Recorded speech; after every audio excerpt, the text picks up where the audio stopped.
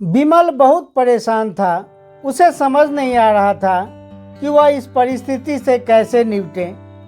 वह अपनी माँ को बहुत चाहता था, किंतु उसकी पत्नी और बच्चे उसकी माँ से बहुत दूर भागते थे, क्योंकि उसकी माँ की एक आंख नहीं थी।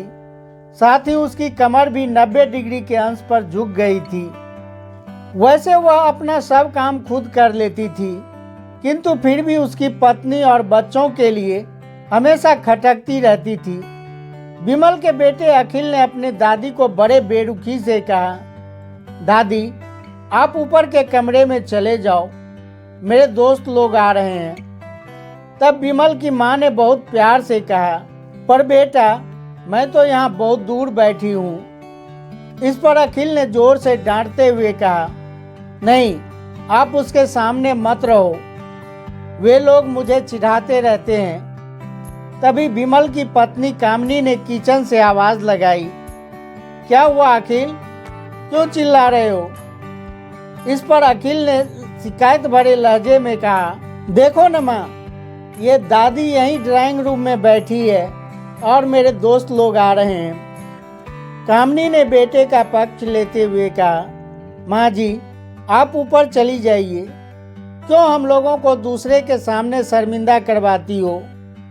बेचारी सरस्वती चुपचाप उठकर जीने के सहारे ऊपर जाने लगी। कमर झुकी होने के कारण उन्हें ऊपर चढ़ने में बहुत परेशानी हो रही थी, किंतु वो पूरी ताकत से ऊपर के एक अकेले कोने वाले कमरे में जाकर बैठ गई। विमल बाजू के कमरे से सब सुन रहा था। उसे कष्ट हो रहा था कि उसकी माँ को अपमानित होना पड़ रहा है, किंतु वो विवश था। अगर वो कुछ कहता तो पत्नी और बच्चे उसका विरोध करने लगते थे।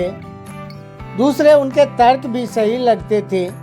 चूंकि वह एक प्रशासनिक अधिकारी था, उसका सामाजिक स्तर बहुत ऊंचा था।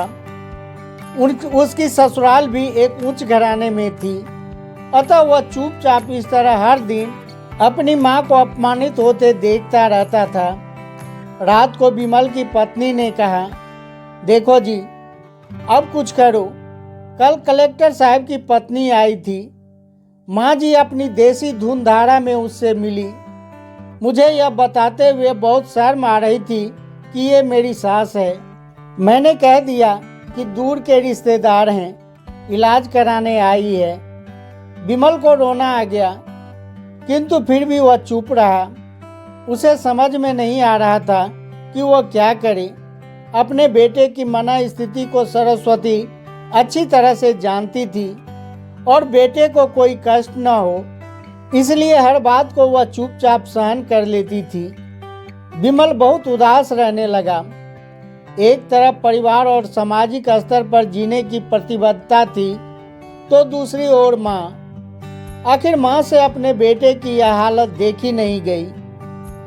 एक दिन उसने अपने बेटे से कहा, विमल, बहुत दिन हो गए हैं, मैं अपने गांव जाना चाहती हूँ, मुझे वहाँ पहुँचा दो, मेरा यहाँ मन नहीं लग रहा है। इस पर विमल ने आश्चर्य से पूछा, किंतु माँ, वहाँ तो कोई नहीं है, तुम्हारी देखभाल कौन करेगा?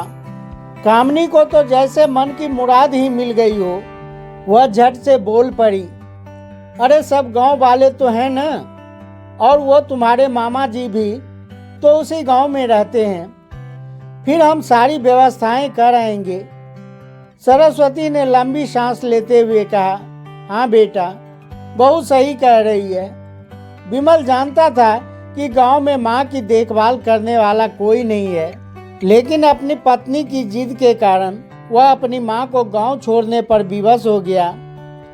माँ को गांव छोड़कर आते वक्त उसे रोना आ रहा था तथा अपनी बेबसी पर गुस्सा भी आ रहा था, किंतु परिवार, पत्नी और समाज ने उनके इन मनोभावों को दबा दिया और वो सुकून सा महसूस करने लगा।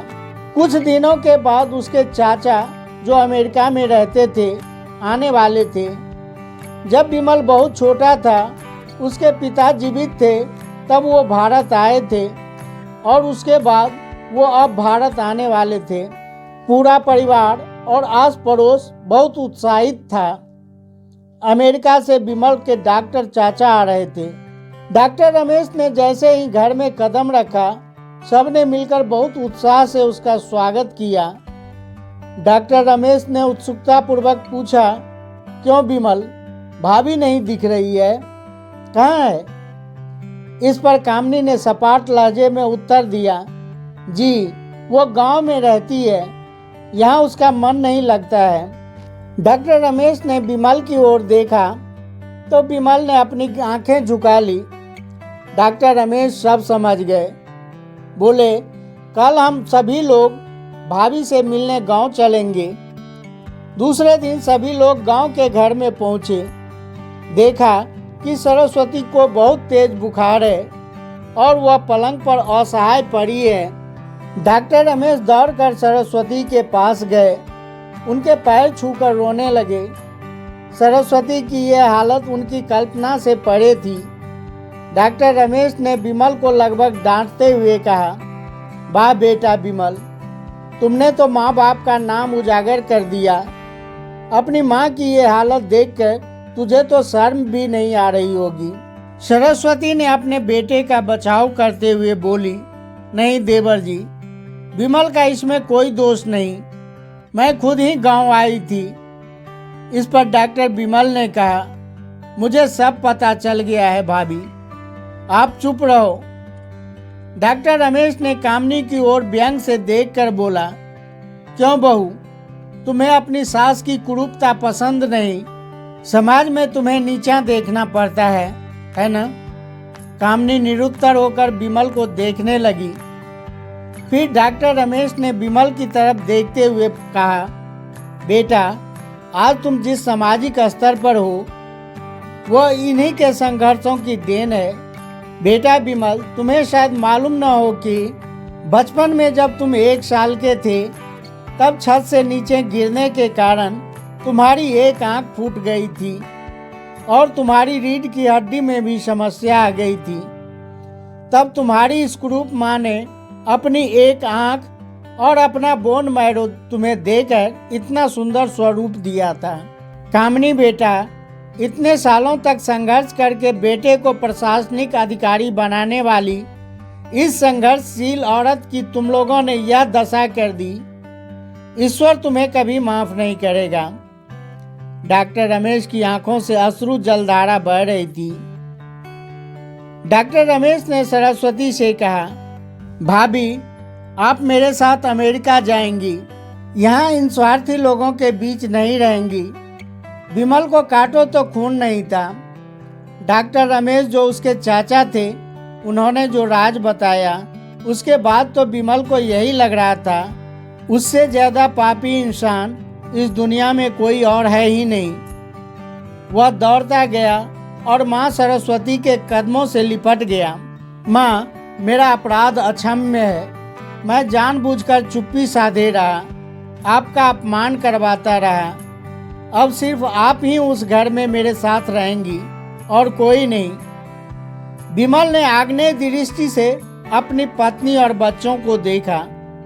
कामनी को भी बहुत पश्चाताप हो रहा था, किंतु उनकी हिम्मत नहीं हो रही थी कि वो सरस्वती से आंख मिलाए। सरस्वती ने कामनी की मना स्थिति को समझकर उसको पुचकारते हुए अपने पास बुलाया और विमल को डांटते हुए कहा, खबरदार, जो मेरी बहू को मुझसे अलग करने की कोशिश की तो तुझे ही घर से बाहर निकाल दूंगी। कामनी और बच्चों ने सरस्वती के पैर पड़ते हुए अपने व्यवहार पर माफी मांगी और माँ के हृदय ने सबको माफ कर दिया। तो मित्रों, इस माँ के बारे में आप क्या कुछ सोचते हैं? अपनी राय कमेंट बॉक्स में लिखें। कहानी अच्छी लगी हो तो चैनल को सब्सक्राइब कर देना, साथ ही वीडियो को लाइक व शेयर करना न भूलें। फिर मिलते हैं एक नई कहानी के साथ। वीडियो के अंत तक बने रहने के लिए आपका बहुत बहुत धन्यवाद।